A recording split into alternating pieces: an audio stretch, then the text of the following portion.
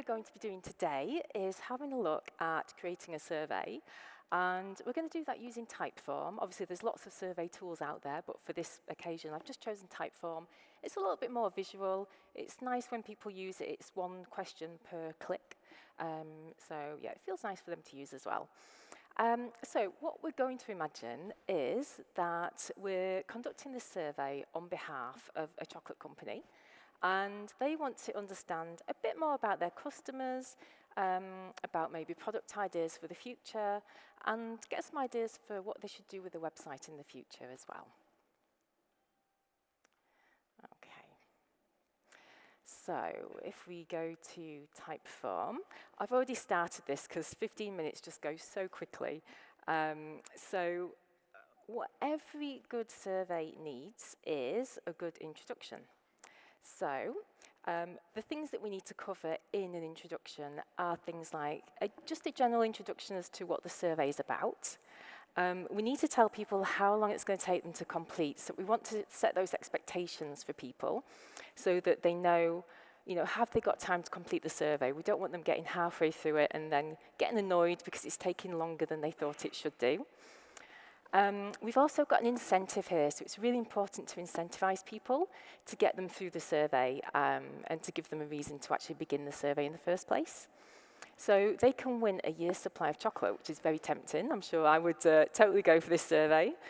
And we've got a link here to see the prize draw rules. So we don't want to just say to people there's a prize draw. We want to actually link off to the rules of the prize draw. So we need to tell people when the prize draw is going to be, when they can expect to hear from us, how we're going to contact them, all those kinds of things. And then we also need to let them know that the survey is voluntary. Their responses will be anonymized. It's a confidential survey. And obviously, everyone now is very aware of GDPR, so we also need to tell them that any data collected will be used solely for the purpose of the research and permanently deleted after so many months. So in this case, I've done 3 months. So I thought we could have a quick look at this point at a real-life survey by Ryanair. And I'm really sorry to the person who designed this, because we are going to critique it a little bit. So let me make this a little bit bigger for you. And if you use your phones to go to this link on Slido, I'd like you to do some work now. So I'd like you to tell me how you think this introduction could be improved for Ryanair's survey. Oops, sorry, let me just change this. Oh, there we go. Okay.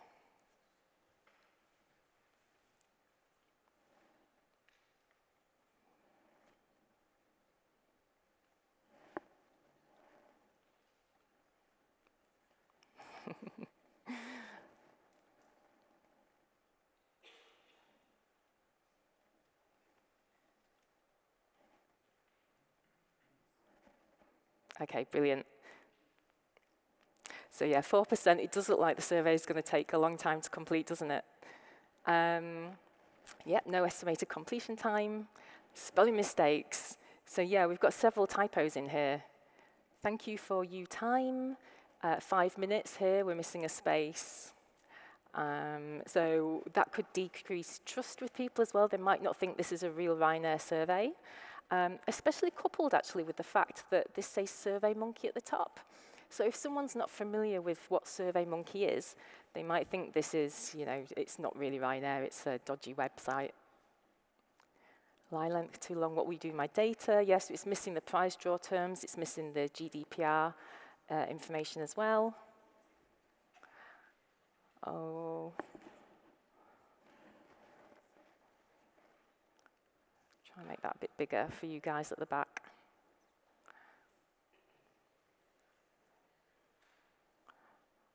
Okay, brilliant. So you've picked up on loads of good stuff there.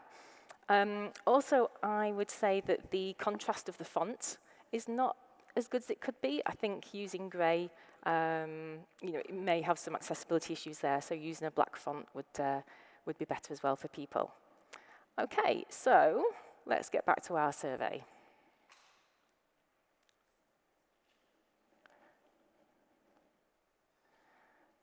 Okay.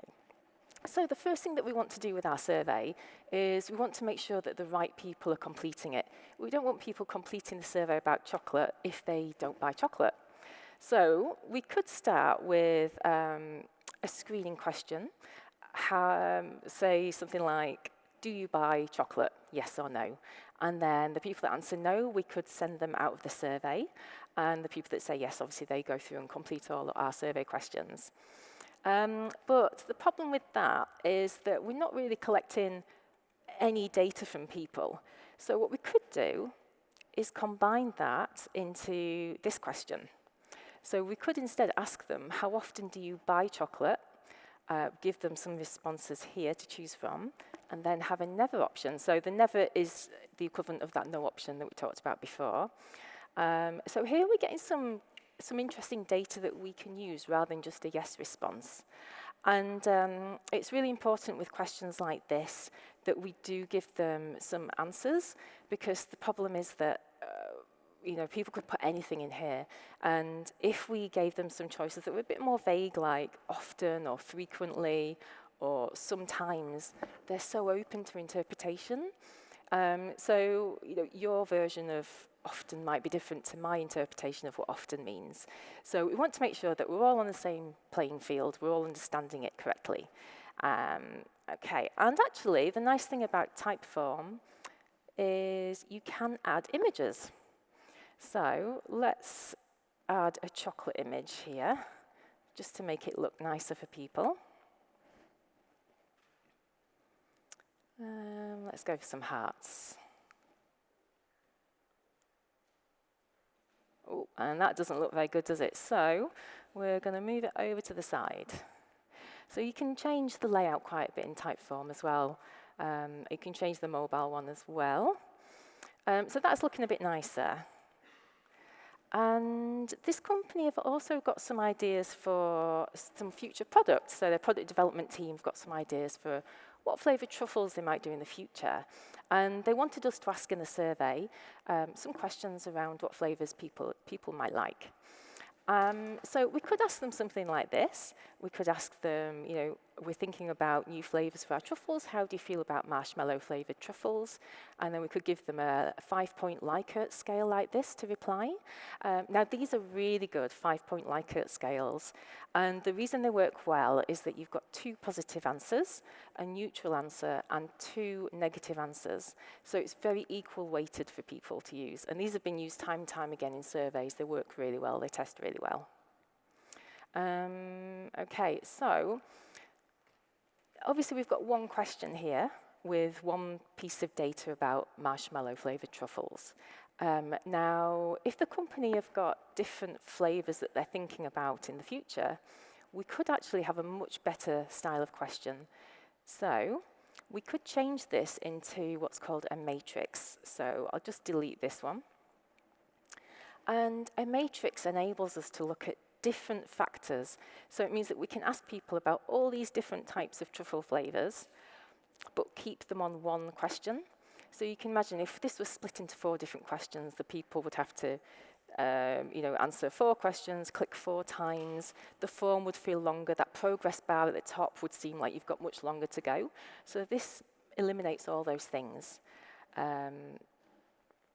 Now, actually, what I would like to do is just connect up this never option here. So how often do you buy chocolate? What we're going to do is we're going to use some skip logic or logic, depending on which platform you use. And we've already created a page for the dropouts. So what I'm going to do is just connect this to that page. So it's right at the end, just bear with me.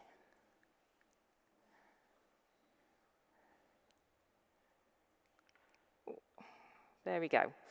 So, and what we need to say is that if somebody answers this question with never, they're going to go to this page.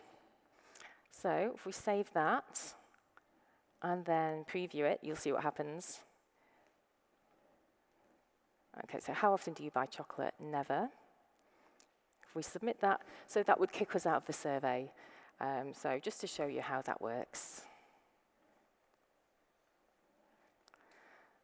Okay. And we could also ask people about what features they would like on the website in the future.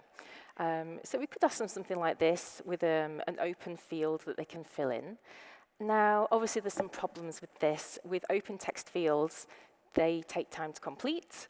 And we don't really want to stop people and get them typing on their keyboard this early on in the survey. So anything where you've got an open text field, that wants to really be much later in the survey, just because you want them to build up that momentum. So, and also the more effort somebody puts into something, the more likely they are to finish it. So bearing those factors in mind, and also the fact that a lot of companies already have some ideas about what features they might want on their website. And yeah, I think users would really struggle as well to answer this question. You know, they might not necessarily know what features are available to even put on a website about chocolate. So what would be better is if we showed something like this. So we could use a ranking style of question and ask people, which of these features would you find most useful? Now, we do need to make sure that these are worded in a way that people could understand them. So some of these might not be ideal. And what people can then do is they can just drag these into an order of which they would find most useful to least useful. So this not only gives us that information about which features people would want, but also which are the most useful for them. So we get the hierarchy there as well. And also what we can do here is we can randomize the order of presentation of these responses. So there are things called order effects, which mean that sometimes people can just choose the thing at the top of the list. So just to avoid any order effects, if we randomize how these are presented to each person, it just limits that potential for any bias in the survey results as well. Okay. Actually, what we're going to do as well is show you how you can upload images. So in this case, we're going to imagine that the company, they've got two color variations of their logo, and they want to get some user input as to which color resonates with people more. So if we choose color pictures here, we can upload the images. Okay, so we'll upload the brown one, and then the white one.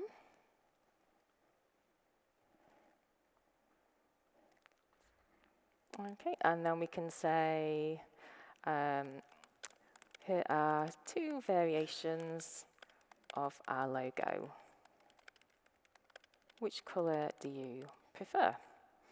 And then people can select the one they prefer, and we can go from there. We could also make these a bit bigger as well. We might want to make it required so that people have to choose this.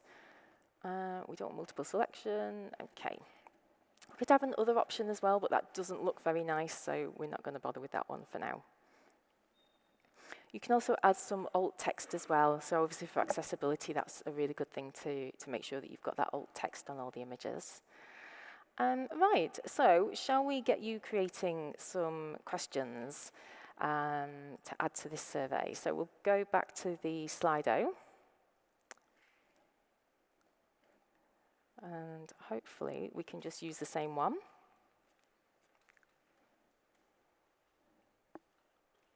Okay, so give me some questions for our chocolate survey.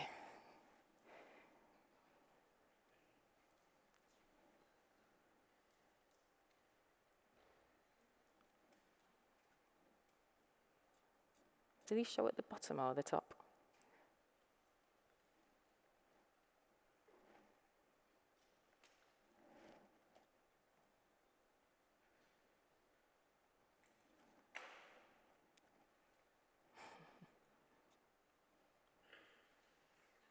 I can't see it.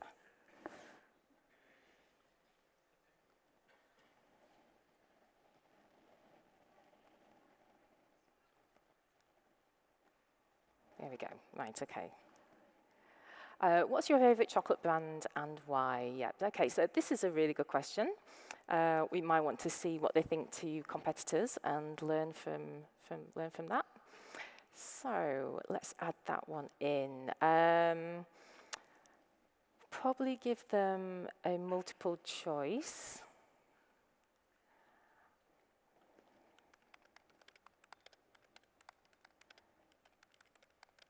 What's your favourite chocolate brand? So we need to ask this as two different questions. So we can't say what's your favourite chocolate brand and why, because that's a double-barreled type of question. We'd need to split it into two halves. So we'd say, what's your favourite chocolate brand? And then ask them why that's their favourite chocolate brand. So let's have a look. So we've got things like Cadbury's, Nestle, Hotel Chocolat, blah, blah, blah. Okay, so then we would add a question after this. We might want to have this as an open text field, actually. Why is that your favourite chocolate? So then they can type in there their answer. And we would also use the logic for that as well. So what we would do is when people answer Cadbury's, we could take them off and ask them some direct questions about the Cadbury's chocolate brand. So yeah, we would probably want to filter those answers off a little bit. Okay, and what we also need to do before we publish our survey is preview it.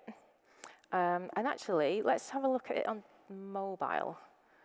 So we need to make sure that the survey works well across both desktop and mobile before we launch it. So how often do you buy chocolate? Weekly, yeah. Now, this question doesn't look so good on mobile, does it? So we might reconsider this one.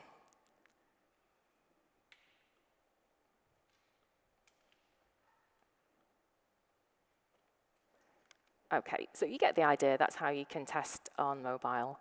And you can also put this on your website. So there are some options here. So there are some options here to embed the survey into your website. Or you can get a hyperlink here that you can copy and send to people. So some different options there for publishing it.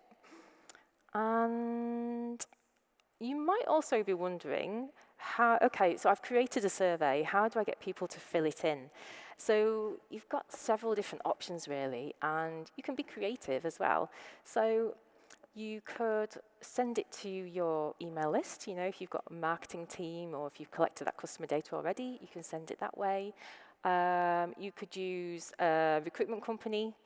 Like I Need Users, so they will actually recruit people for you if you pay them and send people to your survey. You could advertise your survey. You could put it in an email. There's all sorts that you could do. You could have a little pop-up on your website. You could have a link on there. So that's how you can get people to fill out the survey. And then you sit back and watch the results roll in. Okay, I think that's 15 minutes, isn't it? Thank you very much.